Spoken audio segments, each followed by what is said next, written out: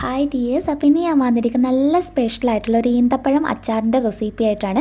അപ്പോൾ നല്ല പഴുപ്പുള്ള ഈന്തപ്പഴം വെച്ചിട്ടും അതല്ലെങ്കിൽ ജസ്റ്റ് പഴുപ്പെത്താത്ത ഈന്തപ്പഴം വെച്ചിട്ടും നിങ്ങൾക്ക് ഈ റെസിപ്പി ചെയ്തെടുക്കാവുന്നതാണ്. നല്ല ടേസ്റ്റി ആയിട്ടുള്ളതാണ്. അപ്പോൾ ഈ റെസിപ്പി റിക്വസ്റ്റ് ചെയ്തിട്ടുണ്ടായിരുന്നത് ശ്രുതി ദാസാണ്. അപ്പോൾ നല്ല സിമ്പിളായിട്ട് ഇതെങ്ങനെയാണ് വീട്ടിൽ തയ്യാറാക്കി എടുക്കുന്നതെന്ന് നോക്കാം. അപ്പോൾ ഈ റെസിപ്പിക്ക് വേണ്ടിയിട്ട് ഞാൻ എടുത്തിരിക്കുന്നത് അധികം പഴുപ്പെത്താത്ത, ഒത്തിരി ആ ഒരു ചവർപ്പ് ടേസ്റ്റ് ഉള്ളത് എടുക്കരുത്, ചെറുതായിട്ട് ഒരു മധുരം വന്ന് തുടങ്ങിയിട്ടുള്ള ഈന്തപ്പഴമാണ് എടുത്തിട്ടുള്ളത്. ഇതേ റെസിപ്പി നിങ്ങൾക്ക് ഇതിന് പകരം നമ്മുടെ സാധാരണ ഡേറ്റ്സ്, നമ്മൾ പാക്കറ്റിൽ വരുന്ന ഡേറ്റ്സ് വെച്ചിട്ടും ചെയ്തെടുക്കാം. അതും നല്ല ടേസ്റ്റാണ്, ഇതും നല്ല ടേസ്റ്റാണ്. അപ്പോൾ രണ്ടിനും ചെറിയൊരു ഫ്ലേവറിൽ മാറ്റം ഉണ്ടാവും. അപ്പോൾ ഇത് ഞാൻ കുരുവൊക്കെ കളഞ്ഞതിന് ശേഷം ചെറിയ പീസസ് ആയിട്ട് ഇതുപോലെ ഒന്ന് കട്ട് ചെയ്ത് വെച്ചിട്ടുണ്ട്. അപ്പോൾ അത്യാവശ്യം ചെറിയ കഷ്ണങ്ങളായിട്ട് തന്നെ മുറിച്ചെടുക്കാൻ വേണ്ടിയിട്ട് നോക്കുക. ഇനി ഇതെങ്ങനെയാണ് തയ്യാറാക്കി എടുക്കുന്നതെന്ന് നോക്കാം. അപ്പോൾ ഇത് തയ്യാറാക്കി എടുക്കുന്നതിനായിട്ട് ഒരു പാനിനകത്തോട്ടേക്ക് ഞാനൊരു 4 ടേബിൾ സ്പൂൺ വെളിച്ചെണ്ണയാണ് ഒഴിച്ചു കൊടുത്തിട്ടുള്ളത്. അപ്പോൾ വെളിച്ചെണ്ണയ്ക്ക് പകരം നിങ്ങളുടെ കയ്യിൽ നല്ലെണ്ണ ഉണ്ടെങ്കിൽ അത് ഉപയോഗിച്ചാൽ മതി. ഇപ്പോൾ എൻ്റെ കയ്യിൽ ആ ഒരു എണ്ണ ഇല്ലാത്തത് കൊണ്ട് ഞാൻ വെളിച്ചെണ്ണയിലാണ് ചെയ്തെടുക്കുന്നത്. എണ്ണ നന്നായി ചൂടായി വന്നതിന് ശേഷം ഇതിനകത്തോട്ടേക്ക് 1 ടീസ്പൂൺ കടുകിട്ട് പൊട്ടിച്ചെടുക്കുക. അതുപോലെ ഒരു 1/4 ടീസ്പൂൺ ഉലുവ ചേർത്ത് കൊടുക്കുക. പിന്നെ 1-2 തണ്ട് കറിവേപ്പില കൂടി ചേർത്ത് കൊടുത്തിട്ട് അത് ചെറുതായിട്ടൊന്ന് റെഡിയായി വരുമ്പോൾ ഇതിനകത്തോട്ടേക്ക് ഇഞ്ചിയാണ് ചെറുതായിട്ട് കൊത്തി അരിഞ്ഞത്, ഏകദേശം ഒരു വലിയ സൈസായിട്ടുള്ള ഇഞ്ചി എടുത്തിട്ടുണ്ട്. ഒരു 7-8 വെളുത്തുള്ളി എടുത്തിട്ടുണ്ട്. വെളുത്തുള്ളി ചേർക്കുന്ന അത്രയും നല്ല ടേസ്റ്റി ആയിരിക്കും. അപ്പോൾ അതും ചെറുതായിട്ടൊന്ന് മുറിച്ചെടുത്തിട്ടുള്ളതാണ്.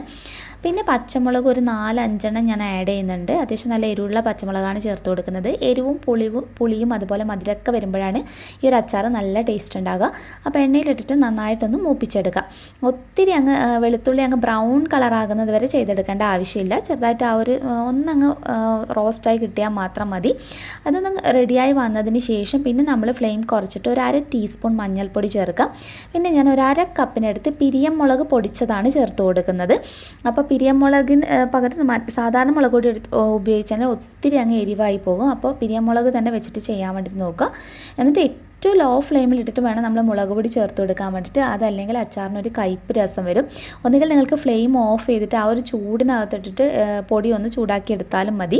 അപ്പോൾ നന്നായിട്ടൊന്ന് ആ ഒരു പച്ചമണം മാറി വന്നതിന് ശേഷം ഇതിനകത്തോട്ടേക്ക് നമ്മൾ ചേർത്ത് കൊടുക്കുന്നത് പുളിയാണ്. അപ്പോൾ വാളം പുളി ഞാനിപ്പോൾ ഒരു ചെറുത് മാത്രമേ എടുത്തിട്ടുള്ളൂ, ചെറിയൊരു പീസ്. അതൊന്ന് വെള്ളത്തിൽ കുതിർത്തി എടുത്തിട്ട് അരിച്ചെടുത്തിട്ടുള്ളതാണ്. അപ്പോൾ അതുകൂടി ചേർത്ത് കൊടുക്കാം. വെള്ളത്തിൻ്റെ അളവ് വളരെ കുറച്ച് വെള്ളം മാത്രമേ കുതിർത്തി എടുക്കാൻ വേണ്ടി ഉപയോഗിച്ചിട്ടുള്ളൂ. ജസ്റ്റ് എല്ലാം കൂടി ഒന്നങ്ങ് മിക്സ് ചെയ്തെടുക്കാം. ഇനി നമ്മൾ മീഡിയം ഫ്ലെയിമിനകത്തോട്ടേക്ക് മാറ്റിയിട്ട് ഇതിനകത്തോട്ടേക്ക് വിനെഗറാണ് ചേർത്ത് കൊടുക്കുന്നത്. ഞാനിപ്പോൾ 1/2 കപ്പ് വിനെഗറാണ് ഒഴിച്ചു കൊടുത്തിട്ടുള്ളത്. വിനെഗർ ചേർത്തതിന് ശേഷം നല്ലതുപോലെ മിക്സ് ചെയ്തെടുക്കുക. അപ്പോൾ നമ്മൾ ഉപ്പ് ചേർത്ത് കൊടുത്തിട്ടില്ല, ലാസ്റ്റാണ് ആഡ് ചെയ്യുന്നത്. അപ്പോൾ മസാലക്കൂട്ടൊക്കെ ആയിട്ട് നന്നായി മിക്സ് ചെയ്തതിന് ശേഷം ഇതിനകത്തോട്ടേക്ക് നമുക്ക് ആവശ്യത്തിനുള്ള ഉപ്പ് ചേർത്ത് കൊടുക്കാം. ഇനി നമുക്ക് ഇതിനകത്തോട്ടേക്ക് ആഡ് ചെയ്യേണ്ടത് ഒരു ഇത്തിരി ശർക്കരയാണ്. അപ്പോൾ ആ ഒരു ടേസ്റ്റ് കൂടിയാകുമ്പോൾ നല്ല ടേസ്റ്റി ആയിരിക്കും നമ്മുടെ അച്ചാർ. ഒരു ചെറിയ പീസ് ചേർത്ത് കൊടുത്താൽ മതി. ഒരു 2 ടേബിൾ സ്പൂൺ ചൂട് വെള്ളം കൂടി ഞാൻ ഒഴിച്ചു കൊടുത്തിട്ടുണ്ട്. അപ്പോൾ വെള്ളം നിങ്ങൾക്ക് വേണമെങ്കിൽ കൂടുതൽ ഉപയോഗിക്കാം കേട്ടോ. അതായത് അതിൻ്റെ കൺസിസ്റ്റൻസിക്ക് അനുസരിച്ചിട്ട് ഒന്ന് ആഡ് ചെയ്താൽ മതി. നല്ല ചൂടുള്ള വെള്ളം ഒഴിച്ചു കൊടുക്കാൻ വേണ്ടിയിട്ട് നോക്കുക. ഒന്നങ്ങ് മിക്സ് ചെയ്തിട്ട് ഇത് നല്ലതുപോലെ ഒന്ന് തിളപ്പിച്ചെടുക്കണം. തിളച്ച് വന്നിട്ട് ഇതിനകത്തുനിന്ന് എണ്ണ തെളിഞ്ഞ് വരണം. അപ്പോൾ ഇത് നന്നായി തിളച്ച് ശരിക്കും ഒരു നല്ല അച്ചാറിൻ്റെ ആ ഒരു മണമൊക്കെ വന്ന് തുടങ്ങിയിട്ടുണ്ട്. ഇതിനകത്തു നിന്നുള്ള എണ്ണയൊക്കെ തെളിഞ്ഞ് വന്നിട്ടുണ്ട്. ഈ ഒരു സമയത്ത് ഈന്തപ്പഴം ചേർത്ത് കൊടുക്കുക. അപ്പോൾ ഈന്തപ്പഴത്തിൻ്റെ അളവ് ഞാൻ പറയാൻ മറന്നു പോയിട്ടുണ്ടായിരുന്നു. ഞാൻ 2 കപ്പ് ഈന്തപ്പഴമാണ് കേട്ടോ എടുത്തിട്ടുള്ളത്. അപ്പോൾ നിങ്ങളുടെ കയ്യിൽ ഇതുപോലെ ഫ്രഷ് ആയിട്ട് ഇല്ല എന്നാണെങ്കിൽ നമ്മുടെ പാക്കറ്റിൽ വരുന്ന നല്ല ക്വാളിറ്റിയുള്ള ഈന്തപ്പഴം വെച്ചിട്ട് ചെയ്തെടുക്കുകയാണെങ്കിലും ഈ ഒരു അച്ചാർ നല്ല ടേസ്റ്റ് എടുക്കും. നമ്മുടെ മലബാർ സ്റ്റൈലിലെ സെയിം ടേസ്റ്റുള്ള അച്ചാർ നിങ്ങൾക്ക് ഈ ഒരു റെസിപ്പി വെച്ചിട്ട് ചെയ്തെടുക്കാവുന്നതാണ്. അപ്പോൾ പുറത്തൊക്കെ ഉള്ളവർക്കാണെങ്കിൽ എന്തായാലും ഇതുപോലെയുള്ള ഫ്രഷ് ഡേറ്റ്സ് കിട്ടും. അപ്പോൾ അവർ മാക്സിമം ഈ റെസിപ്പി ഇത് വെച്ചിട്ട് ചെയ്യാൻ വേണ്ടി നോക്കുക. അതല്ലെങ്കിൽ പാക്കറ്റ് ഡേറ്റ്സ് വെച്ച് നിങ്ങൾക്ക് ചെയ്തെടുക്കാം. ഇപ്പോൾ ഞാൻ നന്നായിട്ട് മിക്സ് ചെയ്തെടുത്തിട്ടുണ്ട് കേട്ടോ. മിക്സ് ചെയ്തെടുത്തതിന് ശേഷം ഞാനിപ്പോൾ അടച്ച് വെച്ചിട്ട് കംപ്ലീറ്റ് ആയിട്ട് ഒരു ദിവസം, അത് ചൂടാറിയതിന് ശേഷം ഒരു ദിവസം കംപ്ലീറ്റ് ആയിട്ട് അടച്ച് വെച്ചതിന് ശേഷമുള്ളതാണിത്. അപ്പോൾ ശരിക്കും 1-2 ആഴ്ച വരെയൊക്കെ ഇത് യൂസ് ചെയ്യാതെ നിൽക്കും. അപ്പോഴാണ് ഇതൊന്നുകൂടി നല്ല ടേസ്റ്റ് ഉണ്ടാവും, ഒന്നുകൂടി ടേസ്റ്റ് കൂടുതലായിട്ട് കിട്ടും. ഞാനിപ്പോൾ അത്രയും സമയമൊന്നും വെയിറ്റ് ചെയ്തിട്ടില്ല, ജസ്റ്റ് ഒരു ദിവസം മാത്രമേ വെച്ചിട്ടുള്ളൂ. നമ്മൾ മിക്കവർക്ക് അച്ചാർ ഉണ്ടാക്കി കഴിഞ്ഞാൽ പെട്ടെന്ന് തന്നെ കഴിക്കാനായിരിക്കും ഇഷ്ടം.